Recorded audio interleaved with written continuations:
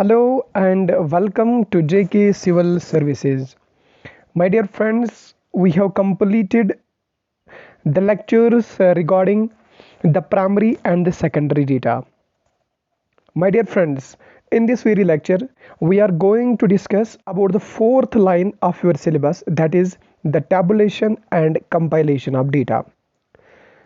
सो मेरे दोस्तों, यहाँ पे मैंने आज हैंड रिटन PDF नहीं बनाई है, क्योंकि जो PDF मैं आज यहाँ पे दे रहा हूँ आपको, वो बहुत ज़्यादा अच्छी है, बहुत ज़्यादा अच्छी है।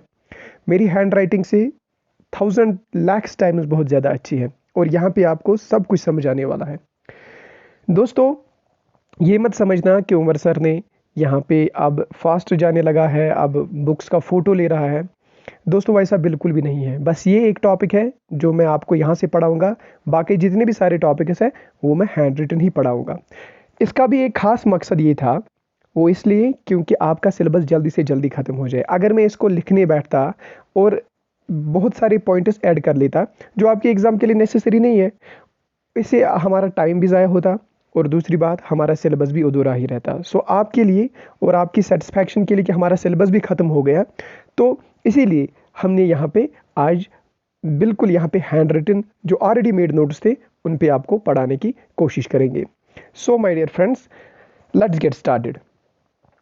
देखो दोस्तों, यहाँ पे आज हम बात करेंगे टैबुलर प्रेजेंटेशन की। लेकिन सर, ये टैबुलर प्रेजेंटेशन ऑफ डेटा का मतलब क्या होता है? दोस्तों, जब हमने क्लासिफाई किया, मैंने क्या बताया, मैं आपको स्टैटिस्टिक्स का जब डेफिनेशन मैंने पढ़ाया था, मैंने आपको वहाँ पे बताया था कि वहाँ पे हमने क्लासिफाई करना होता है, फिर प्रेजेंट करना होता है, एंड फिर इंटरप्रिटेशन ऑफ डेटा।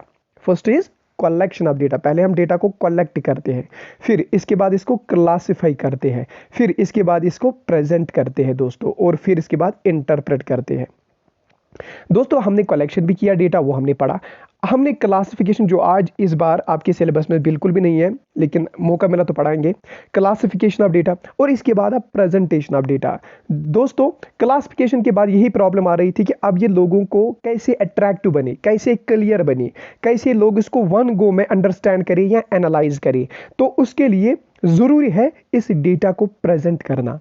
सो दोस्तों, इसीलिए देयर आर 3 फॉर्म्स जिसकी वजह से हम इस डेटा को एक बिल्कुल शानदार खूबसूरत तरीके से प्रेजेंट कर सकते हैं। वन इज टेक्सचुअल, जिसको आप डेस्क्रिप्टिव प्रेजेंटेशन भी कहते हैं। अनदर इज टैबुलर प्रेजेंटेशन, जो आपके सिलेबस में है, and third is diagrammatic representation. दोस्तों, फिलहाल इस लेक्चर में हम बात करेंगे टेक्सचुअल एंड टैबुलर प्रेजेंटेशन के बारे में। दोस्तों, टेक्सचुअल प्रेजेंटेशन की बात पहले करेंगे। टेक्सचुअल प्रेजेंटेशन, फॉर एग्जांपल, यहाँ पे मैं आपको सिखाऊंगा। जब कभी कभार आप ऐसे डेटा आपको दिया जाता है, कभी क्वेश्चन में भी आपको ऐसे ही डेटा होता है। In a strike call given by the trade union of the show making industry in the city of Delhi, 50% of workers reported for the duty. दोस्तों, ये बोल रहा है कि फॉर एग्जांपल एक इंडस्ट्री है जो जूते बनाती है, दिल्ली में एक इंडस्ट्री जो जूती बनाती है। अच्छा, वहाँ पे बेसिकली स्ट्राइक हुआ था, और इसमें क्या देखा गया, जब स्ट्राइक कॉल दी गई उस इंडस्ट्री में, वहाँ पे देखा गया जो 50% वर्कर्स थे वो रिपोर्टेड फॉर द ड्यूटी, वो उन्होंने ड्यूटी वो आए वहाँ पे इंडस्ट्री में, and only 2 out of the 20 industries in the city were totally closed. सिर्फ 20 इंडस्ट्रीज में से 2 इंडस्ट्रीज बंद रही। सो दोस्तों, ये भी डेटा है ना, यानी बिल्कुल टोटल इंडस्ट्रीज वर 20 और क्लोज्ड कितने थे, क्लोज्ड 2 थे, ठीक है ना। और वर्कर्स कितने थे, फॉर एग्जांपल 100 वर्कर्स, ड्यूटी पे कितने आए, 50, वही होता ना 50%, ठीक है ना दोस्तों। सो इन शॉर्ट, जब इसने इसको इस टेबल के लिहाज से नहीं किया, बल्कि इसने क्या किया, इसने यहाँ पे बिल्कुल एक डिस्क्रिप्टिव मैनर से किया, इसने बिल्कुल यहाँ पे लिखावट से किया, यानी बिल्कुल इन चीज़ों को लिखा, यानी ना किसी टेबल के फॉर्म में बनाया और ना ही किसी डायग्राम के फॉर्म में बनाया, बल्कि बिल्कुल एक अंग्रेजी में लिखा। इस चीज़ को मैं नाम देता हूँ, इस चीज़ को मैं नाम देता हूँ, इस प्रेजेंटेशन को मैं नाम देता हूँ टेक्सचुअल प्रेजेंटेशन। टेक्सचुअल क्यों, क्योंकि टेक्स्ट यानी लिखावट से, यहाँ पे आप भी जब मोबाइल चैटिंग करते हो तो आप किसी को डेटा भेजते हो तो कैसे भेजोगे आप इसको। फॉर एग्जांपल, अगर आपने उसको बताना है कि मैंने आपको 10 बॉक्सेस एप्पल के भेजे, 5 बॉक्सेस वॉलनट के भेजे, तो आप इसको लिखते हो, oh my dear friend, I have sent you, I have gifted you, या I have delivered to you 10 boxes of apples and along with 5 boxes of walnuts। So what is this? This is the description. This is the description. This is called the textual presentation of data. जब आप data को textually present करते हो, लिखावट से present करते हो, that is called textual presentation. ठीक है ना दोस्तों। यहाँ पे एक और एग्जांपल इसने दी है, survey conducted by non government organisation reveal that Punjab state area under the pulses has tend to shrink by 40% while the area under rice and wheat has tended to expand 20%। इसने लिखा है कि साल 2001 से लेकर 11 तक जो सेंसस हुई है, उस साल में ये पाया गया कि पंजाब में अब जो पल्सेस है वो अब 40% लोग इसको नहीं उगाते हैं, यानी 40% एरिया में पल्सेस कम हो गए हैं। लेकिन बढ़ क्या गया है, राइस और व्हीट 20% इंक्रीज हो गया है। लोग अब राइस और व्हीट को 20% इंक्रीज किया है, लेकिन जो पल्सेस है उसको 40% डिक्रीज किया है। सो दोस्तों, इसको भी इसने ये एक टेक्सचुअल फॉर्म में, जो आप देख रहे हो टेक्सचुअल फॉर्म में यहाँ पे डिफाइन किया है, that is called the textual presentation और डिस्क्रिप्टिव प्रेजेंटेशन। दोस्तों अब ये सूटेबल कहाँ पे, ये सूटेबल वहां पे जब आपका डेटा बिल्कुल शॉर्ट हो। दोस्तों ये सूटेबल वहां पे जहां पे आपका डेटा बिल्कुल शॉर्ट हो। फॉर एग्जांपल अगर इतना ही लिखना है, मैंने आपको 4 पेटियां वॉलनट की दी और 2 पेटियां एप्पल की दी, सिंपल है ना, तो एक लाइन में हम उसको बता सकते हैं। या जो ये डेटा जो मेरे 2 एग्जांपल्स में, दोस्तों अगर ये ऐसा डेटा होता, फॉर एग्जांपल मैंने आपको 4 पेटियां अमरूद की दी, 5 पेटियां उसकी दी, फॉर एग्जांपल वॉलनट की दी, 3 पेटियां एप्पल की दी, 2 पेटियां संतरे की दी। अच्छा, फिर मैंने अगले साल भी आपको ये दिया, फिर मैंने 1998 में आपको इतना दिया था, फिर मैंने 2011 में आपको इतना दिया था, अच्छा फिर 2021 में अब मैंने इतना दिया। तो दोस्तों क्या मैं ऐसा लिख सकता हूँ टेक्स्ट करके? नहीं लिख सकता हूँ। सो इन शॉर्ट टेक्सचुअल, इसीलिए यहाँ सूटेबल ये मेथड वहीं पे है जहाँ पे आपका डेटा, आपका प्रेजेंटेशन बिल्कुल शॉर्ट होगी, 1-2 लाइन्स में जब आपको कोई चीज़ बतानी हो, दैट इज दिस। और दूसरी बात, ये प्रेजेंटेशन ये बेसिकली सूटेबल वहाँ पे जैसे हम हर बार सुनते हैं ना, the gold is sky rocketing, यानी ये जो गोल्ड है इसका भाव अब आसमान छू गया। या फॉर एग्जाम्पल हम हर रोज सुनते हैं कि प्याज का भाव आसमान छू गया। लेकिन कितना भाई, सच बताओ ना, कितना? तो यहां पे जो कितना होता है ना, वही हम डिस्क्रिप्टिव फॉर्म में लिखते हैं। हम बोलते हैं 50% गोल्ड यहां पे इंक्रीज हुआ, इसका प्राइस, यानी इसका प्राइस 50% इंक्रीज। तो मैंने क्या बोला? मैंने सच बोला। दोस्तों ये होता है ना आसमान छू गया, तो वो तो झूठ होता है। लेकिन जब आप एग्जैक्टली और कोई डेटा यहां पे प्रेजेंट करते हो, और अगर वो डेटा कम होगा, तभी जाके हम इसको डिस्क्रिप्टिव फॉर्म में लिख सकते हैं। ठीक है ना दोस्तों? ओके, अब इसके मेरिट्स क्या है? अब इसके मेरिट्स भी यही है कि अगर कोई डेटा कम होगा तो हम इसको statistical truth to the otherwise qualitative observation. Statistical truth क्या होता है? वही मैंने आपको बताया। जब हम कहते हैं ना आसमान छू गया, क्या वो सच है? आसमान कहां छुएगा वो? लेकिन सच क्या, 50% इंक्रीज हुआ। सो जब भी हम ये लिखावट में ये चीज बोलते हैं, इसको हम कहते हैं टेक्सचुअल। अब इसका ड्रॉबैक यही है कि जब अगर कोई डेटा बड़ा होगा तो हम उसको वहां पे यूज नहीं कर सकते दोस्तों। अब हम आते हैं असली मकसद पे, जो हमारा टॉपिक है सिलेबस में, दैट इज टैबुलर प्रेजेंटेशन। दोस्तों डेफिनेशन किसने क्या दी है, इसको आपको बिल्कुल भी पढ़ने की जरूरत नहीं है, क्योंकि आपका डिस्क्रिप्टिव एग्जाम नहीं है, आपका कोई मतलब एग्जाम क्वालिफाई नहीं करना है बीए बीएससी में, बल्कि आपको यहाँ पे ऑब्जेक्टिव टाइप क्वेश्चन होगा। सो इन शॉर्ट मैं आपको यहाँ पे बताऊंगा कि टैबुलर प्रेजेंटेशन क्या होता है। हम एक टेबल बनाते हैं जिसमें यहाँ पे वर्टिकल जो डाइसेक्शंस होते हैं, ऐसे यानी बिल्कुल दिस एंड दिस, इनको मैं कहता हूँ कॉलम्स। क्या कहता हूँ दोस्तों? कॉलम्स। यानी वर्टिकल डाइसेक्शन जो होते हैं उनको मैं कहता हूँ कॉलम्स।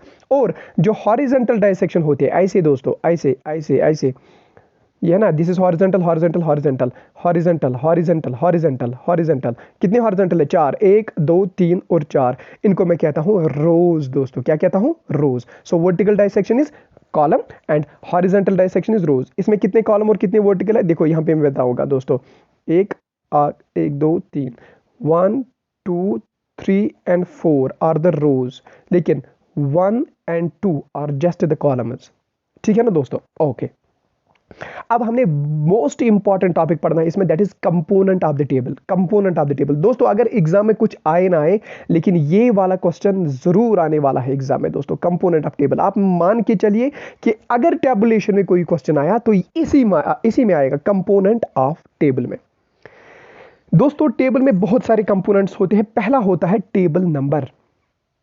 टेबल नंबर 21 मूवी भी आई थी दोस्तों, खैर मैंने नहीं देखी है, लेकिन फिलहाल यहाँ पे हम याद रखेंगे table number, table number, table number, हर एक टेबल पे ऊपर नंबर दिया गया होता है। फॉर एग्जाम्पल जब हम भी कोई बुक पढ़ते हैं, वहां पे बुक पे लिखा अच्छा refer to the table number 1, refer to the table number 2, refer to the table number 3 होता है ना दोस्तों। ओके, सो इन शॉर्ट पहले ही जब हम टेबल बनाते हैं तो उस पर हम पहले देते हैं टेबल नंबर। तो दोस्तों यहाँ पे मैं आपको दिखाऊंगा, यहाँ पे लिखा है ना टेबल नंबर 1, है ना लिखा यहाँ पे। सो टेबल के ऊपर में क्या लिखा है, टेबल 1। सो दिस इज, हर ये एक कंपोनेंट है, हर किसी टेबल का कंपोनेंट होता है, पहले उसको लिखना कि ये कौन सा टेबल है, 1 है 2 है क्या है, सो टेबल 1, ठीक है ना दोस्तों। So this is the component. Okay, number second thing, title. अब इस टेबल पे टाइटल होता है दोस्तों, इस पे बिल्कुल टाइटल लिखा होना चाहिए दोस्तों। देखते हैं यहाँ पे कहाँ पे टेबल पे टाइटल, यहाँ पे टाइटल लिखा होना चाहिए, यानी टेबल नंबर 1। टाइटल क्या है, यानी आप किस लिए ये टेबल बनाते हो, आपका मकसद क्या है, आपका मकसद क्या है कि आप टेबल क्यों बनाते हो, so that means the title, ठीक है ना। लेकिन ये टाइटल बोल्ड लेटर्स में होना चाहिए, यानी आप इसको लिखने चाहिए बोल्ड लेटर्स में, ताकि ये अट्रैक्ट करे, अटेंशन करे, अट्रैक्ट किसी रीडर को, जो रीडर्स को पढ़ता होगा पहली नजर में उसको पढ़ना चाहिए, अच्छा ये टेबल 1 पे लिखा है कि इस साल इंडिया में कितने लोग कोरोना से मर गए, है ना। सो पहले ये रीडर को पता चलेगा कि अच्छा हरियाणा में इतना, यूपी में इतना, जम्मू एंड कश्मीर में इतने, ठीक है ना दोस्तों। इन शॉर्ट, एक तो इसमें जो टाइटल आप लिखोगे वो बोल्ड लेटर्स में लिखना, दूसरा ये ऐसा टाइटल होना चाहिए, दिखना चाहिए कि बिल्कुल बिल्कुल रीडर को पसंद आना चाहिए, ठीक है ना दोस्तों इसका टाइटल। लेकिन टाइटल क्या होना चाहिए, simple clear and short, simple clear and short, इन्हें टाइटल लंबा चौड़ा नहीं होना चाहिए दोस्तों, सिंपल होना चाहिए। For example corona deaths in India, simple. Okay, a good title must reveal, और अगर अब हम किसको कहेंगे कि गुड टाइटल है, अब हम किसको कहेंगे गुड टाइटल, अगर इसमें जो प्रॉब्लम आपको दिखानी है लोगों को, जिसका जो मकसद है आपको लोगों को दिखाने का, वो पहले लिखा होना चाहिए। दैट मीन्स प्रॉब्लम उसमें होनी चाहिए, कोरोना डेथ, मैंने क्या दिखाना था लोगों को, कोरोना डेथ इंडिया में, मैं सिंपल टाइटल लिखूं corona death is in India. So मैंने जो लोगों को बताना था, बेसिकली मेरा मोटिव क्या था, कोरोना डेथ इज उनको दिखाना, सो मैं वो लिखूंगा उसमें corona death is in India. दोस्तों this is the good title. अगर मैं ऐसा लिखूंगा in India what happened because of the corona is given below, क्या ये सही है, अरे भाई कहाँ सही है, हमें क्या पता, क्या ये पैसों का मसला है, क्या ये राशन का मसला है, राइस का मसला है, क्या ये डेथ का मसला है, तो ऐसा तो बिल्कुल भी नहीं है ना। इसीलिए मैं बता रहा हूं कि जो टाइटल आप लिखोगे वो बिल्कुल उसमें वो क्लियर कट होना चाहिए कि आप बताना क्या चाहते हो, अरे भाई बोलना क्या चाहते हो वो तो बताओ, वही लिखना होना चाहिए उसमें। Number second thing, time period of the study, यानी बिल्कुल उसमें टाइम पीरियड स्टडी का होना चाहिए, यानी 2021 में इतना, फिर इतना, फिर अच्छा ओके। या हम लिखते हैं ना for example corona deaths during 2021, corona कब से स्टार्ट हो गया, कोरोना स्टार्ट हो गया 2019 से ही। लेकिन अगर मैं लिखूंगा इन 2021, तो मैं यहां पे सिर्फ दिखा रहा हूं 21 में कितने डेथ्स हो गए, 2021 में इंडिया में कितने डेथ्स हो गए, है ना दोस्तों। ओके, और इसमें साफ होना चाहिए the place of the study, और कहां पे दोस्तों, अगर मैं बता रहा हूं corona deaths in Jammu and Kashmir in 2021, कहां पे, जम्मू एंड कश्मीर, जो मैंने यहां पे दिखाया ना, तो ये डेटा सिर्फ जम्मू एंड कश्मीर का होगा, यानी स्पेस प्लेस कहां पे, ठीक है ना दोस्तों। और the nature of classification of the data, ये मैं आपको क्लासिफिकेशन ऑफ डेटा में पढ़ाऊंगा। सो इन शॉर्ट कहने का मीनिंग यही है, गुड टाइटल हम उसी को कहेंगे जब उसमें कंप्लीट इंफॉर्मेशन होगी कि आप बताना क्या चाहते हो। फॉर एग्जाम्पल मैं बताना चाहता था corona deaths in Jammu and Kashmir in 2021, simple. अब एक और कंपोनेंट इसका, दैट इज हेड नोट। दोस्तों चलो मैं पहले आपको हेड नोट दिखाता हूं, हेड नोट कहां पे होता है, हेड नोट यहां पे होता है दोस्तों, यहां अगर आपको वहां से क्लियर नहीं हो रहा है तो यहां पे मैं आपको दिखाऊंगा, this is called the head note, इसको मैं हेड नोट कहता हूं दोस्तों। फॉर एग्जाम्पल मैंने आपको टेबल नंबर भी बताया, टेबल नंबर 1, इसके बाद मैंने आपको बताया कि अब टाइटल क्या होना चाहिए, तो टाइटल इसका ये है, for example production of food grains in India in 2016 से, देखो इसमें टाइम भी आया, इंडिया यानी प्लेस भी आया, और इसमें जो आप बताना चाहते हो प्रोडक्शन ऑफ फूड ग्रेन्स, यानी कितना फूड ग्रेन्स निकला है इंडिया में 2016 से 17 तक, ठीक है ना दोस्तों। लेकिन ये था टेबल, ये था टाइटल, अब मुझे दिखाना है फुट नोट। फुट नोट मतलब total in lakh tonne and percentage, यानी जो मैं यहां पे दिखा रहा हूं ना, ये 39 point this, 35 point this, 24 point, ये क्या है दोस्तों, ये क्या है बेसिकली, 39 क्या, 39 छक्कातरे है, 39 क्या कनकरिया है, 39 क्या क्लॉथ्स है, नहीं दोस्तों, 39 लाख टनस एंड परसेंटेज, यानी मैं कोई कोई लाख टन्स भी दिखाता हूं और मैं यहां पे परसेंटेज भी दिखाता हूं, यानी क्वांटिटी में टन्स में दिखाऊंगा और यहां पे परसेंटेज में 39% दिखाऊंगा दोस्तों। इसीलिए फुटनोट पे ऊपर लिखा होता है कि आप ये जो डेटा नीचे लिख रहे हो, क्या ये टन्स में है, क्या ये मीट्रिक टन्स में है, क्या ये लाख टन्स में है, क्या ये हेक्टेयर्स में है, ठीक है ना, क्या ये स्क्वायर मीटर्स में, क्या क्या है बेसिकली नीचे जो आप डेटा बता रहे हो, लेकिन ये किस में है, इसीलिए हमने ऊपर फुटनोट लिखना होता है दोस्तों। फुटनोट लिखना होता है दोस्तों यहां पे। सॉरी, फुटनोट नहीं, हेड नोट, हेड नोट की बात कर रहा हूं, हेड नोट, फुटनोट नहीं, head note, head note, verbally orally मुझे गलत हो गया, यहां पे बोलना फुटनोट नहीं दोस्तों, head note, head note, head note, फिर से बता रहा हूं, हेड नोट, हेड मतलब ऊपर, ऊपर, ये ऊपर ही है ना दोस्तों, ये ऊपर ही है ना, हेड नोट ये ऊपर ही है ना, हेड पे ही है ना। ओके मेरे दोस्तों, फुटनोट दूसरा होता है, वो भी पढ़ाएंगे शायद, जल्दी जल्दी में मुझे याद ही नहीं रहा क्या बोलना है। ओके मेरे दोस्तों, सो मैंने आपको यहाँ पे बताया foot note, sorry head note क्या होता है, बार बार मुंह से फुट नोट निकलता है पता नहीं क्यों, तो मैंने आपको यहाँ पे बताया हेड नोट क्या होता है दोस्तों। So head note complete the information in the title of the table, यानी अगर टेबल का जो टाइटल होता है ना दोस्तों, यही एग्जाम में क्वेश्चन आएगा, आप बताओ टाइटल ऑफ द टेबल जो होता है, फॉर एग्जाम्पल मैंने टेबल में टाइटल दिया था कि कोरोना कितने डेथ्स हुए जम्मू एंड कश्मीर में 2021 में, लेकिन अब मसला ये था, या ये इसी एग्जांपल की बात मैं करूंगा मीट्रिक टन्स की, जो फूड ग्रेन्स यहाँ पे थे, production of food grains in India in 2016-17, लेकिन मैंने फूड ग्रेन्स की प्रोडक्शन की बात नहीं की थी, किस यूनिट में दोस्तों, मैंने टाइटल तो दिया था लेकिन टाइटल में मैंने यूनिट्स की बात नहीं की थी, क्या मैंने मीट्रिक टन्स में लेना है, क्या मैंने लाख टन्स में लेना है, या मैंने सिर्फ टन में लेना है। इसीलिए इस कमी को, यानी टाइटल में जो कमी रही, इस कमी को दूर करने के लिए हमें हेड नोट का जरूरी होना यहां पे है, यानी इन शॉर्ट हेड नोट्स में हम यूनिट्स दिखाते हैं दोस्तों, यूनिट्स ऑफ द डेटा, जैसे कि lakhs, tonnes, metres, square kilometres, ठीक है ना, उसमें हम यूनिट्स दिखाते हैं दोस्तों। ओके, अब बात करते हैं रोज के बारे में, और रोज में सब stubs are the titles of the rows of a table, यानी जो रोज का टाइटल होता है उसको हम सिटब कहते हैं। इन टाइटल से क्या होगा, इसमें हमें रो के बारे में इंफॉर्मेशन मिलेगी दोस्तों। चलो यहां पे मैं आपको दिखाऊंगा सिटब किसे कहते हैं दोस्तों। ये है ना रो, यहां पे अच्छे से नहीं समझ आएगा, यहां पे अच्छे से समझ आएगा। This is one row, this is second row, this is third row. दोस्तों यहां पे क्या लिखा है, राइस, यहां पे क्या लिखा है, वीट, यहां पे क्या लिखा है, अदर्स। सो दोस्तों इनको मैं नाम देता हूं सिटब, यानी जो टाइटल इनमें है इनको मैं नाम देता हूं सिटब, STUBS, स्टब्स, ठीक है ना दोस्तों।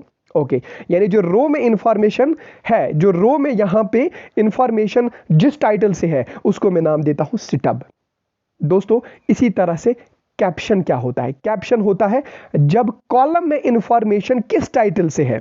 Caption is the title given to the column of the table, जो कॉलम ऑफ द टेबल को आप टाइटल देते हो उसको मैं कैप्शन कहता हूं दोस्तों।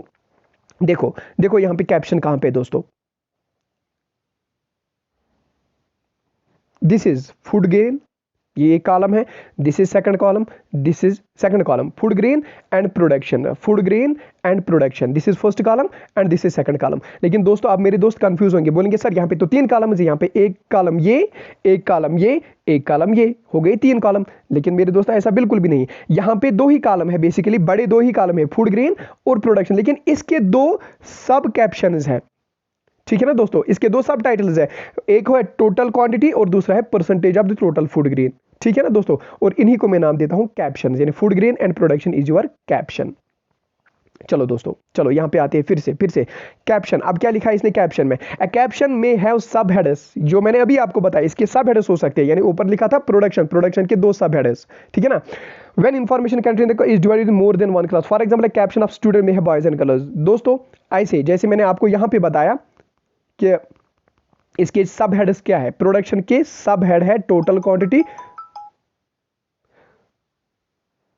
एक सेकंड दोस्तों, इसको पहले फ्लाइट मोड पे करते हैं ताकि तो कोई डिस्टर्ब ना करे।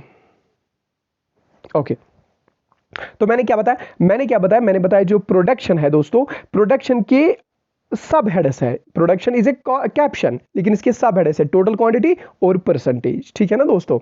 ओके, या किसी कभी कभार आपको ऐसे दिखेगा टेबल में, फॉर एग्जांपल ऊपर लिखा होगा स्टूडेंट के भी 2 होते हैं, बॉयज और गर्ल्स होती है ना। सो स्टूडेंट क्या है दोस्तों, स्टूडेंट वहां पे कैप्शन है और उसके सब हेडर्स क्या है, बॉय एंड गर्ल। ठीक है ना दोस्तों। Okay okay okay okay, let's move to the another component, that is body और फील्ड। दोस्तों बॉडी या फील्ड क्या होता है, बॉडी या फील्ड क्या होता है, चलो आ जाओ पढ़ते हैं इस टॉपिक को। दोस्तों यहां पे मैं आपको समझा पाऊंगा, ये जो सारा है ना, यहां से यहां से यहां से यहां तक, इसको मैं बॉडी कहता हूं, इसको मैं क्या कहता हूं, इसको मैं बॉडी कहता हूं। दोस्तों यहां पे हम समझेंगे बॉडी क्या होता है, यानी जो मुझे यहाँ से है ना सारा का सारा, अच्छा फिर इतना ये भी ये डेटा ये डेटा ये डेटा ये डेटा ये डेटा, इसको मैं नाम देता हूँ बॉडी। यानी अब क्या है, अब कौन सा डेटा है अंदर इसमें, इसको मैं नाम देता हूँ बॉडी। चलो डेफिनेशन पे आते हैं, चलो देखते हैं डेफिनेशन वाले ने क्या लिखा है। Body of the table mean sum total of all the items in the table, यानी जितने भी अब आइटम है। दोस्तों आइटम क्या होता है वो भी मैं बताऊंगा, सेल क्या होता है वो भी मैं बताऊंगा अभी। Thus, body is the most important part of the table. It indicates values of various items in the table. जो मैंने आपको बताया, जो various items of the table में होते हैं उनको each item in the table is called a cell. देखो दोस्तों अब इसने बोला है cell क्या होता है। So दोस्तों this is one cell, this is one cell, this is another cell, this is another cell, this is another cell, this is another cell, इनको and this is another cell। ठीक है ना दोस्तों, अगर ऐसे ही होता ना, ऐसे ऐसे ऐसे, तो यहाँ पे आपको खुद दिखता है this is one cell, this is another cell, this is another cell. तो दोस्तों इनको मैं, यानी जो पर्टिकुलर एक वैल्यू होता है ना, पर्टिकुलर एक वैल्यू, उसको मैं नाम देता हूँ सेल, इसको मैं नाम देता हूँ सेल। लेकिन ये सेल बना कैसे है, ये सेल बना है आपके एक रो और एक कॉलम से दोस्तों, यानी रो और कॉलम जहां पे इंटरसेक्ट होते हैं उसको हम बोलते हैं सेल, उसको हम बोलते हैं सेल। अगर यहाँ पे कभी कहीं होगा तो मैं आपको दिखा पाऊंगा दोस्तों। देखो दोस्तों फॉर एग्जांपल मैं यहाँ पे आपको दिखाऊंगा। दोस्तों ये जो डब्बा आप देख रहे हो ना, डब्बा ये कैसे बना है, ये बना है बिकॉज ऑफ दिस कॉलम और बिकॉज ऑफ दिस रो से। ठीक है ना दोस्तों, या ये कॉलम अगर आप देख रहे हो ये बना है because of this column and because of this row, है ना। तो ये बन गया एक सेल, इनको मैं कहता हूं नाम आइटम्स भी। और जितने भी सारे इसमें आइटम्स हैं ये सेल्स, यानी this is a cell, this is a cell, this is a cell, this is a cell, ये सारे जितने भी सेल्स हैं इसको, इनको मैं नाम देता हूं body. A body is made up of all the cells in the table, यानी जितने भी टेबल में सेल्स हैं उनको मैं नाम देता हूं बॉडी, या मैं उसको नाम देता हूं दोस्तों फील्ड। ओके अब जो मेरे मुंह से बार बार निकलता था फुट नोट, अब इसकी बात करते हैं। फुट नोट बेसिकली किसके लिए होता है दोस्तों, अगर कोई अब जनरल इंफॉर्मेशन जो दी गई हो उसको सप्लीमेंट करना होगा, यानी foot notes are given for the clarification of the reader, यानी अगर लीडर को कहीं पे अब कंफ्यूजन हो रहा है तो उसको लिए उसको फुट नोटिस दिया जाता है।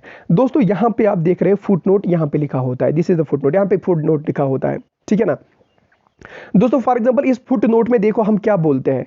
दोस्तों इधर है ना ऊपर टेबल, ऊपर टेबल में आपने देखा राइस है, वीट के बारे में बात हो रही है और अदर के बारे में बात हो रही है। दोस्तों ये अदर क्या है, ये कौन लोग हैं, कहां से आते हैं ये अदर। बेसिकली अदर का मतलब है यहां पे राइस और वीट को छोड़ के, लेकिन जो मेरी तरह यहां पे कम दिमाग होगा उस बेचारे को तो समझ ही नहीं आएगा ये अदर क्या होता है। तो इसीलिए इस फुट नोट में ये बिल्कुल लिखा होता है कि इस अदर का मतलब क्या है। इस अदर का मतलब बेसिकली राइस और वीट के बगैर जितने भी यहाँ पे दाना चारा है उसको, यानी फॉर एग्जांपल ओट्स है यहाँ पे, फॉर एग्जांपल पल्सीज है यहाँ पे, फॉर एग्जांपल यहाँ पे राजमा है, फॉर एग्जांपल यहाँ पे मूंग है, बहुत सारी चीजें, सो वो इसी अदर में आएंगे दोस्तों। ठीक है ना, इसीलिए फुट नोट में वो इंफॉर्मेशन जो बताना जरूरी होती है, जहां पे हमें लगेगा कि टेबल में इंफॉर्मेशन कम है, और वो इंफॉर्मेशन अब हम फुट नोट में देते हैं दोस्तों। ठीक है ना, ओके मेरे दोस्तों। अब हम बात करेंगे दोस्तों सोर्स के बारे में। सोर्स क्या होता है दोस्तों, जब हम सेकेंडरी डेटा कलेक्ट, जब हम यहाँ पे सेकेंडरी डेटा बताते हैं, लेकिन हमें कहाँ से लाते हैं, हम किसी की प्राइमरी डेटा से ही तो ये चुराते हैं ना, और वो प्राइमरी डेटा कौन है उसी को मैं सोर्स में लिखता हूँ। दोस्तों जब मुझे काम दिया गया था ना कि यूनिवर्सिटी में आपको अपने विलेज में सर्वे करना है कि कितने ऑर्चर्ड्स है यहाँ पे अंडर द पीपल, तो मैंने क्या किया, मैंने यहाँ पे यूनिवर्सिटी को धोखा दिया, मैं सीधा गया पटवारी के पास। दोस्तों कहां पे गया, पटवारी के पास, और पटवारी को मैंने बोला अच्छा पटवारी भाई आपने तो ये काम किया है, आपने तो प्राइमरी डेटा कलेक्ट किया, अब मुझे आप ही डेटा दो। ठीक है ना, तो उसने मुझे बताया अच्छा इस फैमिली को 2 कनाल्स ऑफ लैंड है, इसको 4 कनाल, इस फैमिली को 3 कनाल। सो फिर मैंने यहाँ पे इसी का डेटा लिया और मैंने नीचे उसको लिखा सोर्स इज इक्वल टू, यहाँ पे लिखा है ना source, source is equal to patwari. यानी मैंने ये पटवारी ऑफ अकिनगाम विलेज, ठीक है ना, उससे ये लिया है दोस्तों। यानी इन शॉर्ट सोर्स में हमें वो सोर्स देना होता है कि आपने जो प्राइमरी डेटा जिस बेचारे ने ये यूज किया है, सॉरी प्राइमरी डेटा जिस बेचारे ने कलेक्ट किया है, जो आप अब ये सेकेंडरी डेटा बता रहे हो, आप इसका सोर्स बताओ। जैसे हम कभी कभी लिखते हैं ना, source is equal to census of India, census of India या सेंसस ऑफ इंडिया 2021 लिखते हैं ना दोस्तों। क्या मैंने खुद सेंसस किए? नहीं, मैंने ये डेटा कहां से लाया? अगर मैं अभी बताऊंगा आपको 138 करोड़ आबादी है इंडिया की, तो मैं ये आबादी कहां से बता रहा हूं आपको? मैं घर घर गया दोस्तों? नहीं, बेसिकली मैंने ये दिया है किससे? सेंसस ऑफ इंडिया 2021 से दोस्तों। सो इसीलिए मुझे सोर्स में लिखना होता है कि आपने कहां से ये डेटा लाया है, ठीक है ना दोस्तों। अगर मैं कौन सा डेटा ला रहा हूं? Secondary data. अगर मैं प्राइमरी डेटा यहां पे डिफाइन कर रहा हूं, तब मुझे सोर्स नहीं लिखना है दोस्तों, ठीक है ना। ओके, तो यहां पे ये हो गया। देखो अब इसने बोला लेट अस बी प्रैक्टिकल। यहां पे स्टूडेंट्स को समझाने के लिए इसने एक एग्जाम्पल का इस्तेमाल किया है दोस्तों। क्या एग्जाम्पल है? इसने बोला 2016-17 में हमने देखा है फूड ग्रेन की प्रोडक्शन वाज इतने लाख टन्स, और इसमें राइस का और वीट का और अदर क्रॉप्स का इतना इतना और रेस्पेक्टिवली इतना था, और percentage of rice wheat and other was इतना, परसेंटेज ऑफ राइस वाज इतना, वीट वाज इतना एंड अदर्स वाज इतना। देखो अब हमने इसको टेबुलेट फॉर्म में किया। देखो तो पहले क्या करेंगे? पहले टेबल नंबर लिखेंगे, तो मैंने लिखा टेबल 1। इसके बाद क्या करेंगे? इसके बाद टाइटल लिखेंगे। टाइटल मैंने लिखा production of food grains in India 2016-17। देखो दोस्तों, इसमें जो मैंने एम जो मेरा था ना, कि मैंने लोगों को दिखाना था कि प्रोडक्शन कितना हो रहा है फूड ग्रेन का इंडिया में 2016-17 में। देखो टाइम भी है, प्लेस भी है, और जो मेरा मोटिव था प्रोडक्शन ऑफ फूड ग्रेन कितना है वो भी मैंने दिखाया है। सो मैंने टाइटल भी आप दिया। इसके बाद क्या होता है? हेड नोट दोस्तों। हेड नोट में देखो टाइटल में एक कमी थी। एक तो ये था कि मुझे ये जो क्वांटिटी में बता रहा हूं, ये मैं किस में बता रहा हूं, यूनिट क्या है इसका, और जो मैं परसेंटेज बता रहा हूं इसमें यूनिट क्या है। तो क्वांटिटी का यूनिट है लाख टन, और परसेंटेज ग्रेन यहां पे परसेंटेज में दिया है, ठीक है ना दोस्तों। सो फूड हेड नोट में ये भी आया। अब इसके बाद हम लिखेंगे सिटाबल्स। सिटाबल्स का मतलब जो मैं रोज में लिखता हूं, that is rice wheat others, ठीक है ना दोस्तों, और टोटल। अब इसके बाद मैं लिखूंगा कैप्शन, यानी कॉलम्स में फूड ग्रेन और प्रोडक्शन। प्रोडक्शन के दो सब heads, total quantity and this.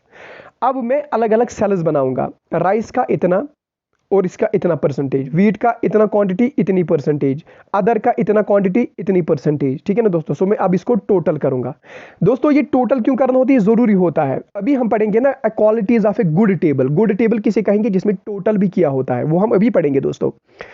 So total अब कितना है? इतना है, और इसका परसेंटेज 100%, तो ऑलरेडी इसका 100 ही आएगा दोस्तों, क्योंकि परसेंटेज हमेशा 100 में ही होता है। ओके दोस्तों, अब इसने यहाँ पे बिल्कुल साफ तरीके से लिखा है। इसने लिखा है अब इस टेबल को, टेबल नंबर जो ऊपर लिखा है इसमें हमने लिखा है टेबल नंबर 1। टाइटल में हमने लिखा है production of food grains in India and इतना। हेड नोट्स में हमने लिखा है टोटल इन लाख, जो मैंने ऑलरेडी बताया। सब सिटअप हेड में लिखा है फूड ग्रेन, सिटअप हेड में लिखा है, देखो दोस्तों सिटअप हेड यहाँ पे फूड ग्रेन है ना। ओके अच्छा, रो हेडिंग और सब एंट्री जो यहाँ पे है, राइस रो हेडिंग, जो रो हेडिंग है या सब एंट्रीज उनको मैं कहता हूं दोस्तों। ये जो राइस वीट एंड ये दीज आर सब टाइटल्स, दीज आर सब टाइटल्स, क्योंकि ये अब सब टाइटल है ना। दीज आर रो हेडिंग्स, या आप सब एंट्रीज कहेंगे, और सब titles of the rows of the table, एक ही बात है। रो हेडिंग कहिए या सब सिटअप एंट्रीज कहिए या सब टाइटल कहिए, ठीक है ना। इसमें राइस वीट और अदर आएंगे, भी मैंने आपको बताया। अब कॉलम हेडिंग या कैप्शन कहिए, कॉलम हेडिंग या कैप्शन कहिए। इसमें हमने दिखा है प्रोडक्शन, टोटल क्वांटिटी, परसेंटेज, ये हमने दिखा है। ओके दोस्तों, बॉडी ऑफ द टेबल, इसमें सेल्स कौन कौन से? This cell, this this this this this and this and this. इसमें इतने सारे सेल्स, इनको मैं नाम देता हूं टोटल, यानी सारे सेल्स को मैंने नाम सारे सेल्स को टोटल करके मैं बोलता हूं बॉडी या फील्ड। ओके दोस्तों, अब आता है फुट नोट। फुट नोट में मैंने जो इंपॉर्टेंट इंफॉर्मेशन यहाँ पे मिसिंग थी वो मैंने इसमें दी है, इन अदर्स आर मैंने जो मैंने ऑलरेडी दिखाया है। अब सोर्स क्या है? Economic survey 2017-18। देखो दोस्तों, यहाँ पे सोर्स क्या दिया है? इकोनॉमिक सर्वे 2017-18, ठीक है ना दोस्तों। अब हम जल्दी जल्दी यहाँ पे पढ़ेंगे, टाइम क्या हुआ, जल्दी जल्दी इस लेक्चर को कंप्लीट करेंगे। Guidelines for the construction of good table. एक गुड टेबल क्या होता है दोस्तों? देखो फीचर्स ऑफ गुड टेबल, अगर हम कहेंगे कि हमने गुड टेबल बनाया है, तो इसमें कोई हार्ड एंड फास्ट रूल तो है नहीं, बल्कि कुछ गाइडलाइंस जो हमें जहन में रखने। पहली बात ये, title is as compatible with the objective of the study. आपको वही टाइटल देना होगा टॉप पे जो आपको ऑब्जेक्टिव है। फॉर एग्जांपल मेरा ऑब्जेक्टिव था लोगों को दिखाना कि इंडिया में 2016 और 17 में कितना प्रोडक्शन ऑफ फूड ग्रेन्स हुआ, ठीक है ना दोस्तों। सो वो टॉप पे होना चाहिए और सेंटर पे होना चाहिए। कंपैरिजन यानी दूसरी बात, आप टेबल में कंपेयर करने चाहिए। अच्छा राइस में तो इतना ही हुआ था, अच्छा वीट में इतना निकला, अच्छा अदर्स में कम निकला है दोस्तों। इंडिया तो वीट में अच्छा चल रहा है, राइस में भी अच्छा चल रहा है, लेकिन बाकी चीज़ें इंडिया क्यों यहाँ पे प्रोडक्शन क्यों नहीं निकलती थी। यानी वो चीज़ जिसमें आप कंपैरिजन कर सकते हैं दोस्तों, ऐसा टेबल होना चाहिए। स्पेशल एम्फेसिस यानी कोई चीज़ जिस पे आपको स्पेशल एम्फेसिस करना होगा तो उसको आप या तो बोल्ड लेटर्स में लिखो, बोल्ड फिगर्स में लिखो, बड़ा बड़ा लिखो, यानी बोल्ड फिगर्स में लिखो ताकि एक ही अटेंशन में इसको दिखना चाहिए। अच्छा ये है डेटा, यानी कोई डेटा होता है ना दोस्तों, ये सेल फॉर एग्जांपल मैंने देखना होता है कि वीट का कितना होता है 2016 में, तो 2016 में वीट का होगा फॉर एग्जांपल 2000 टन। तो ये 2000 टन आपको थोड़ा सा बोल्ड करना है या कलर थोड़ा सा फास्ट करना ताकि मुझे दिखे, ताकि मेन एम ये होगा। या दोस्तों किसी चीज़ पे जब स्पेशल एम्फेसिस होता है तो उसको हम प्लेस करते हैं हेड रोज में टॉप पे या हेड कॉलम्स में एक्सट्रीम लेफ्ट पे। रोज पे कहाँ, हेड रोज पे कहाँ, टॉप पे। अच्छा कॉलम्स पे कहाँ, एक्सट्रीम लेफ्ट में, एक्सट्रीम लेफ्ट में। ये चीजें याद रख लेना। अच्छा आइडियल साइज, एक टेबल का आइडियल साइज होना चाहिए, इसीलिए हमने पहले रफ वर्क करना होगा, रफली ड्रा करना होगा कि मैं अगर टेबल बनाऊंगा क्या इसका साइज तो मत बड़ा होगा, यानी जितना हो सके टेबल का साइज छोटा होना चाहिए। इसके बाद स्टेप्स के बारे में बात करते हैं। जो अगर रोज में अब स्टेप्स बड़े होंगे, अब रोज बड़े होंगे, तो दोस्तों आप एक काम कर सकते हैं, आप इसको राइट साइड में लिख सकते हैं। अब यानी जो हेडिंग है इसकी वो आप राइट साइड में लिख सकते हो, राइट हैंड में लिख सकते हो। इसी तरह से यूज अप जीरो, दोस्तों आप कभी यूज अप जीरो नहीं कर सकते अगर डेटा नहीं है। दोस्तों फॉर एग्जांपल मैं ये अदर का डेटा अवेलेबल नहीं है 2016 का, तो मैं क्या लिख सकता हूँ, जीरो नहीं, इसे तो गलत आएगा इंटरप्रिटेशन। इससे मैं ऐसे समझूंगा कि जो राइस और वीट इसका डेटा ये है, ये है, ये है, ये है। अगर मेरे अदर का डेटा अवेलेबल नहीं था, दोस्तों याद रख लें, अगर मेरे बाकी चीजों का डेटा अवेलेबल नहीं था तो मैं यहां पे जीरो नहीं लिख सकता। क्यों, क्योंकि जीरो से मुझे ये समझ आएगा लोगों को कि नहीं, जीरो का मतलब यहां पे है कि प्रोडक्शन इज जीरो, यानी इंडिया में 0% बाकी चीजें उगती है। तो क्या ऐसा मतलब था, नहीं दोस्तों, बेसिकली ये डेटा अवेलेबल ही नहीं था। इसीलिए इस चीज को दूर करने के लिए इन्होंने स्टैटिस्टिक्स वालों ने क्या बोला कि अगर आपके पास डेटा अवेलेबल नहीं है तो आप इसको लिखो NA, नॉट अवेलेबल। लेकिन अगर आपका कोई डेटा ऐसा है जिसका वैल्यू जीरो है, for example the production of saffron in Jammu is zero. Jammu में सैफरॉन बनता है, नहीं बनता है, कुछ भी नहीं बनता है, इसलिए हम लिखेंगे वहां पे जीरो, जीरो यानी जीरो। लेकिन प्रोडक्शन ऑफ सैफरॉन इन कश्मीर, कश्मीर में सैफरॉन कितना बनता है, लेकिन मुझे याद नहीं, मुझे पता नहीं, मैंने कैलकुलेट ही नहीं किया, लेकिन बनता तो है ना, मैं लिखूंगा नॉट अवेलेबल, यानी मेरे पास डेटा अवेलेबल नहीं है। लेकिन जम्मू के बारे में सैफरॉन कितना बनता है, वो तो जीरो है, क्योंकि उसका वैल्यू ही जीरो है, क्योंकि वहां पे तो सैफरॉन कुछ नहीं बनता, इसीलिए मैं लिखूंगा जीरो, ना कि नॉट अवेलेबल। लेकिन कश्मीर में सैफरॉन कितना बनता है मुझे तो पता नहीं, लेकिन बनता तो है, इसलिए मैं जीरो नहीं लिख सकता, इसलिए मैं लिखूंगा not available, NA, not available. ठीक है ना दोस्तों, या मैं NA लिख सकता हूं, या मैं ऐसे हाइफन हाइफन हाइफन हाइफन डाल सकता हूं दोस्तों, ठीक है ना। इसके बाद हेडिंग, हेडिंग हेडिंग हेडिंग क्या होनी चाहिए, heading should be written in the singular form. दोस्तों जो मैं यहाँ पे हेडिंग लिखता हूँ कॉलम्स पे, वो सिंगुलर फॉर्म में लिखना चाहिए। दोस्तों यहाँ पे मैं फॉर एग्जांपल आपको दिखाऊंगा टोटल क्वांटिटी, क्या मैंने क्वांटिटीज लिखा है।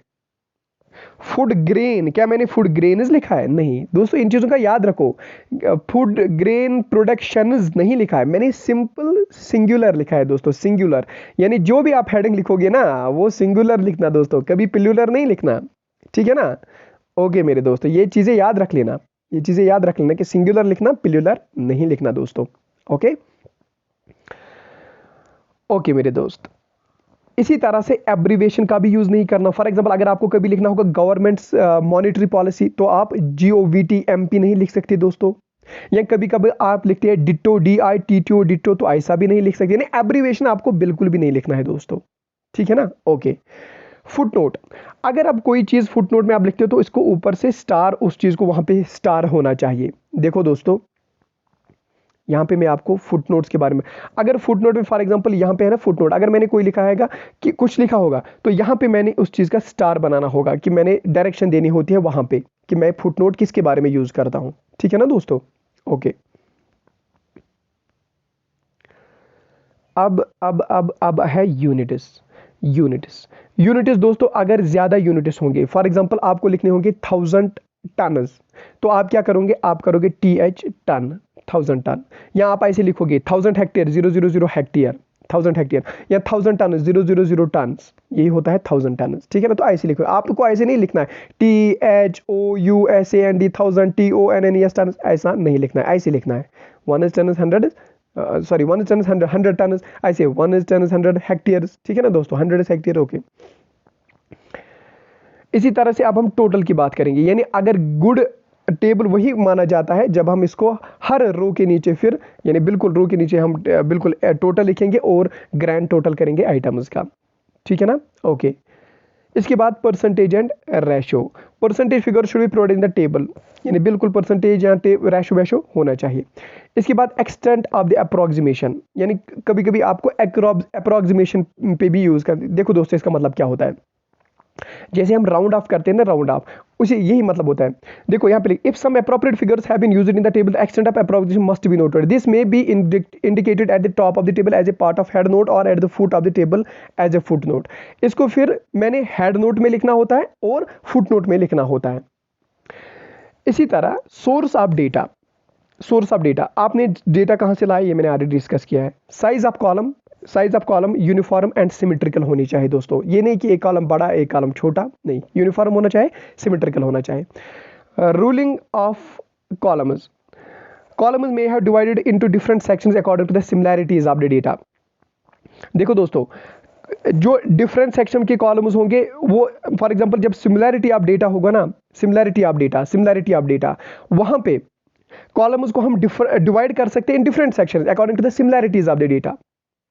यानी फॉर एग्जांपल देखो दोस्तों, यहाँ पे for example this is student, यहाँ पे ये स्टूडेंट है, यहाँ पे बॉय है और गर्ल है। स्टूडेंट, लेकिन स्टूडेंट ही है ना, बॉय भी स्टूडेंट ही है, गर्ल भी स्टूडेंट ही है, यानी कॉलम तो ऊपर एक ही है। यहाँ पे मैंने, ये तो सिमिलर है ना, स्टूडेंट ये भी है ये भी है, इसीलिए मैंने इनको क्या किया, यहाँ पे डिफरेंट सेक्शन में बनाया लेकिन सिमिलैरिटी के साथ। ठीक है ना दोस्तों, बॉय अलग गर्ल अलग। ओके, इसके बाद simple, economical and attractive, a table must be simple, attractive and economical in space, यानी ये बिल्कुल कम जगह लेना चाहिए। दोस्तों अब there are different kinds of table, लेकिन यहाँ पे टाइम बहुत ज़्यादा हो गया है, मुझे लगता है कि ये नाइंसाफ़ी हो गई। कल के लेक्चर में हम इस पूरे लेक्चर चैप्टर को कंप्लीट करने की कोशिश करेंगे दोस्तों, कंप्लीट करने की कोशिश करेंगे। तो नहीं, कम ही है दोस्तों, मुझे लगता है कि नहीं, इसी लेक्चर में हम इसको कंप्लीट करेंगे। चलो चलो चलो आ जाओ, थोड़ा सा आप भी पेशेंस रखो और हम भी इसको कंप्लीट करेंगे। दोस्तों kinds of table, there are 3 kinds of the table. One is according to the purpose, according to the originality and according to the construction. According to purpose 2 तरह के टेबल हैं, general purpose table and special purpose table.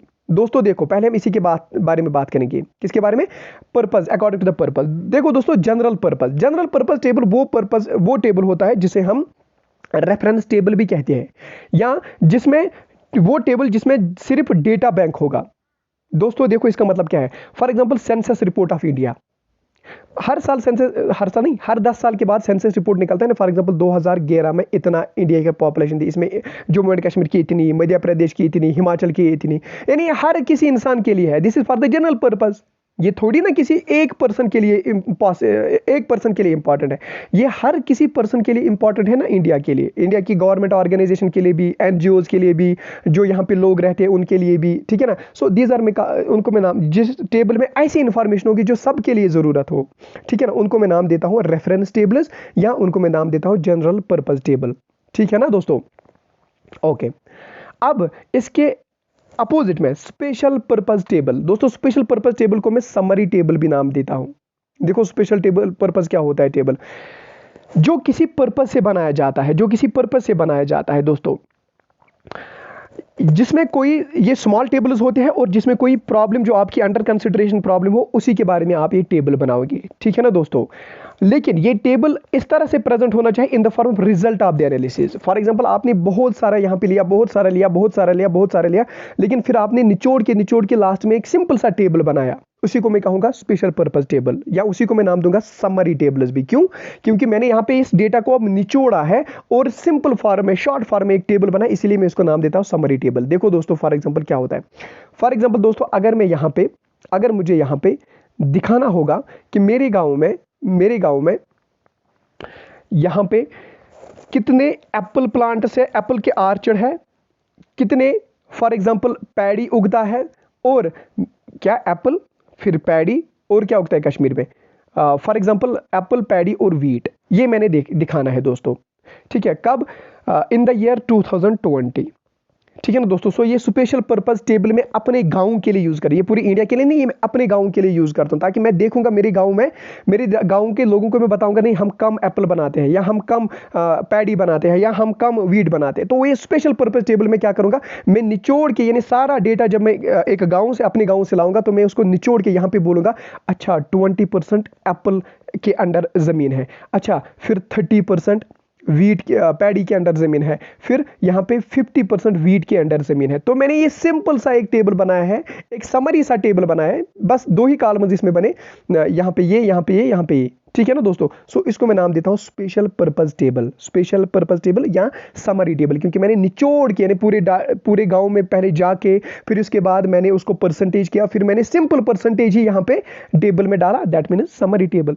ठीक है ना दोस्तों। Okay, अब इसके बाद दूसरी classification, tables according to originality. उसमें 2 टाइप्स, एक तो होता है ओरिजिनल टेबल, दूसरा होता है डिराइव्ड टेबल। दोस्तों ओरिजिनल टेबल क्या होता है? ओरिजिनल टेबल वो टेबल होता है जिसमें डेटा जैसे आपने लिया है, जैसे आपने कलेक्ट किया है, वैसे ही आपने इसमें भी डाला। ठीक है ना दोस्तों, यानी जैसे आपने डेटा कलेक्ट किया है, जिस तरीके से, जिस फॉर्म में, जिस मैनर में, उसी मैनर में आपने ये टेबल में भी लिखा। ठीक है ना दोस्तों, वहां से डेटा लाया टेबल में लिखा, वहां से डेटा लाया टेबल में लिखा, वहां से डेटा लाया टेबल में लिखा। सो उसको मैं नाम देता हूं ओरिजिनल टेबल। देखो दोस्तों, ये ज्यादा से ज्यादा ये एग्रीकल्चर वालों के लिए ये टेबल यूज होता है। एग्रीकल्चर में जो पढ़ते हैं, पीएचडी करते हैं, वहां पे उनको ये टेबल दे। देखो उनको क्या करना होता है दोस्तों, उनको यहाँ पे देखना होता है, फॉर एग्जांपल उन्होंने ट्रायल लगाई होती है, उन्होंने यहाँ पे फॉर एग्जांपल यहाँ पे कुकम्बर लगाया होता है, तो वो हर रोज जाते, वो देखते अच्छा इस फ्लावर को पॉलिनेशन हुई है। इसके बाद जब ये पॉलिनेशन चेक करते, उसके बाद ये देखते अच्छा इसमें मैंने देखा कि यहाँ पे पॉलिनेशन हुई है, 4 फ्लावर्स को इसमें हुई है, 2 फ्लावर्स को नहीं हुई है। ठीक है ना। इसके बाद यहाँ पे लिखते हैं अच्छा इसका साइज आज जो कुकम्बर बना इसका साइज 2 सेंटीमीटर था, अच्छा फिर 2 दिन के बाद इसका साइज 5 सेंटीमीटर था, फिर 10 सेंटीमीटर, और मैक्सिमम में इसका साइज ये, फिर ये 20 दिनों में तैयार हो गया, फिर मैंने उसको 21 दिन के बाद हार्वेस्ट किया। दोस्तों तो ये सारा जो ये खुशकत है ना, यहाँ पे जो ये सारा जो ड्राई पोर्शन है ना, यहाँ पे ये ओरिजिनल टेबल में यूज करते हैं हम, यानी जो डेटा वहां से लाया ये इसमें लिखा, जो डेटा फिर वहां से लाया इसमें फिर से लिखा।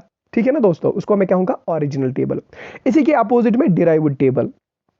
डिराइव्ड टेबल में क्या होता है, बेसिकली हम उसको वहीं पे कन्वर्ट करते हैं रेशियोज में या परसेंटेज। जो मैंने अभी बताया आपको, जो मैंने अभी बताया कि मैं अपने गांव में गया, वहां पे मैंने क्या किया, वहां पे मैंने पूरा डेटा लाया, और पूरे डेटा को मैंने डायरेक्टली यहाँ पे नहीं दिखाया, मैंने वहां पे खुद ही उसको परसेंटेज किया। अच्छा 20% इसके अंडर, 30% इसके अंडर, 50% इसके अंडर। सो मैंने फिर परसेंटेज लोगों को दिखाया, इसी को मैं नाम देता हूँ डिराइव्ड टेबल। जब मैंने खुद ही रफ पे ही पहले परसेंटेज की, फिर जाके मैंने टेबल में सिर्फ परसेंटेज का ही मामला दिखाया, उसको मैं कहता हूं डिराइव्ड टेबल। दोस्तों एक और क्लासिफिकेशन है, that is table according to construction के अकॉर्डिंग। उसमें 3 टाइप्स होते हैं, वन इज सिंपल और वन वे टेबल। सिंपल और वन वे टेबल क्या होता है दोस्तों, जिसमें सिर्फ एक ही कैरेक्टर दिया गया होता है, एक ही characteristic of the data, shows only one characteristic of the data. देखो मतलब क्या दोस्तों, अगर मुझे number of students in the college, कितने स्टूडेंट्स है, तो दोस्तों क्लास, यहाँ पे नंबर ऑफ स्टूडेंट, यहाँ पे क्लास, यहाँ पे नंबर ऑफ स्टूडेंट। अच्छा बीए फर्स्ट ईयर में इतने स्टूडेंट, बीए सेकंड ईयर में 80 स्टूडेंट, बीए थर्ड ईयर में 60 स्टूडेंट, टोटल इतना, तो टोटल इतना। ठीक है ना दोस्तों। ओके, यानी कैरेक्टरिस्टिक क्या था, सिर्फ एक था, वो क्या था, नंबर ऑफ स्टूडेंट्स। लेकिन दोस्तों अब दूसरा है इसमें कॉम्प्लेक्स टेबल। कॉम्प्लेक्स टेबल इसमें भी अपने सब टाइप्स है। इसमें आता है डबल और 2 वे टेबल। देखो दोस्तों डबल और 2 वे टेबल क्या होता है, फॉर एग्जांपल पहले टेबल में सिंपल में क्या पढ़ा था हमने, सिंपल में हमने पढ़ा था सिर्फ एक ही कैरेक्टर, यहाँ पे डबल में 2 कैरेक्टरिस्टिक होंगे, यानी यहाँ पे नंबर ऑफ स्टूडेंट्स होंगे लेकिन उनके सब हेड्स होंगे बॉयज और गर्ल्स। ठीक है ना दोस्तों, बॉयज और गर्ल्स, यानी यहाँ पे मैंने क्या लिया, एक तो मैंने लिया नंबर ऑफ स्टूडेंट, दूसरा मैंने लिया इनका सेक्स, यानी बॉयज है या गर्ल्स है, यानी इनका जेंडर। ठीक है ना दोस्तों। बॉयज एंड गर्ल्स, और क्या लिया था, नंबर ऑफ स्टूडेंट्स, उसको मैं कहूंगा टू वे और डबल टेबल, डबल टेबल और टू वे टेबल, क्योंकि इसमें मैंने दो कैरेक्टरिस्टिक्स लिए, ठीक है ना दोस्तों, एक तो नंबर ऑफ स्टूडेंट और दूसरा मैंने लिया इनका सेक्स, या बॉयज है या गर्ल्स है, ठीक है ना दोस्तों। इसी तरह से ट्रिपल टेबल का मतलब होता है जब मैं तीन कैरेक्टरिस्टिक्स यहां पे लूंगा। देखो दोस्तों, एक तो मैं लूंगा नंबर ऑफ स्टूडेंट्स, दूसरा मैं लूंगा इनका सेक्स, ठीक है ना, और तीसरा कैरेक्टरिस्टिक मैं लूंगा यहां पे इनका हैबिटेशन, ठीक है ना दोस्तों। देखो यहां पे बॉयज, यहां पे गर्ल्स, ठीक है दोस्तों, बॉय है गर्ल है, ओके मेरे दोस्त। सो स्टूडेंट ही है ना, पहले क्या था, पहले स्टूडेंट था, इसके बाद बॉय था, गर्ल था। अब यहां पे मैंने तीसरा जो कैरेक्टरिस्टिक लिया that was habitation. So habitation क्या था, रूरल में रहते हैं, अर्बन में रहते हैं, ठीक है ना। ऐसे ही बॉयज क्या रूरल में रहते हैं, अर्बन में, इसी तरह से गर्ल्स रूरल में और अर्बन में कितने रहते हैं, ठीक है ना। यानी ट्रिपल है ना दोस्तों, बॉय है एक कैरेक्टरिस्टिक, यानी सेक्स है इसका एक कैरेक्टरिस्टिक, रूरल और अर्बन कौन सा कैरेक्टरिस्टिक है, हैबिटेशन कैरेक्टर, हो गए ना दो, और नंबर ऑफ स्टूडेंट्स कितने हैं, अब यहां पे अब नंबर ऑफ स्टूडेंट्स हो गए ना तीन कैरेक्टरिस्टिक्स दोस्तों, उसको मैं कहूंगा ट्रिपल टेबल। यही मुझे लगता है एग्जाम में यही होगा कि आप बताओ ये सिंगल टेबल है, डबल टेबल है या ट्रिपल टेबल है दोस्तों। इसी तरह से कॉम्प्लेक्स में एक और है that means manifold table. Manifold table का मतलब होता है जब तीन से ज्यादा या which shows more than 3 characteristics of the data, ठीक है ना दोस्तों। देखो फॉर एग्जांपल, अब एक तो होगा नंबर ऑफ स्टूडेंट, दूसरा होगा सेक्स, तीसरा होगा किस क्लास में पढ़ते हैं, और चौथा होगा हैबिटेशन, और पांचवा होगा मैरिटल स्टेटस। अब इनका कौन सा, मैरिटल स्टेटस दोस्तों, मैरिटल स्टेटस यानी इनकी शादी हो गई है या नहीं हो गई है दोस्तों। देखो यहाँ पे बॉय, ये है एक कैरेक्टरिस्टिक, दूसरा मैरिड है कि अनमैरिड है, ये हो गया दूसरा कैरेक्टरिस्टिक, तीसरा कैरेक्टरिस्टिक रूरल है कि अर्बन है, हो गया तीसरा कैरेक्टरिस्टिक, चौथा कैरेक्टरिस्टिक यहाँ पे किस क्लास में पढ़ता है दोस्तों। So these are the 4 characteristics in a table जो एक स्टूडेंट के बारे में बताता है, उसको मैं कहूंगा मनीफोल्ड टेबल, क्योंकि इसके बहुत सारे कैरेक्टरिस्टिक्स के बारे में बात करता है दोस्तों।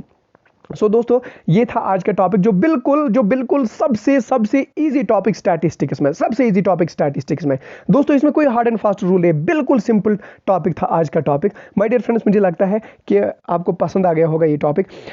और दूसरी बात ये, मुझे लगता है कि कोई भी स्टूडेंट शिकायत नहीं करेगा सर आपने तेज पढ़ाया। दोस्तों ये पीडीएफ आप खुद पढ़ो, आप देखो कि आपको कितना मजा आएगा पढ़ने में, ठीक है ना। मैंने आउटलाइन दिया है, क्या पढ़ना है क्या नहीं पढ़ना है, क्या छोड़ना है, ठीक है ना दोस्तों। आप खुद मेहनत करो, एग्जाम आपको क्वालिफाई करना है, मुझे नहीं, ठीक है ना दोस्तों। एग्जाम आपको क्वालिफाई करना, इसलिए खुद पढ़ो। मैंने यहाँ पे पूरा डिटेल पढ़ा है, कोई भी पॉइंट नहीं छोड़ा है, ठीक है ना दोस्तों। अगर मुझे लगा कि इसमें और भी कुछ पढ़ना है तो मैं नेक्स्ट लेक्चर में आऊँगा, या फिर जल्दी स्टैट को कंप्लीट करेंगे दोस्तों। My dear friends, bye.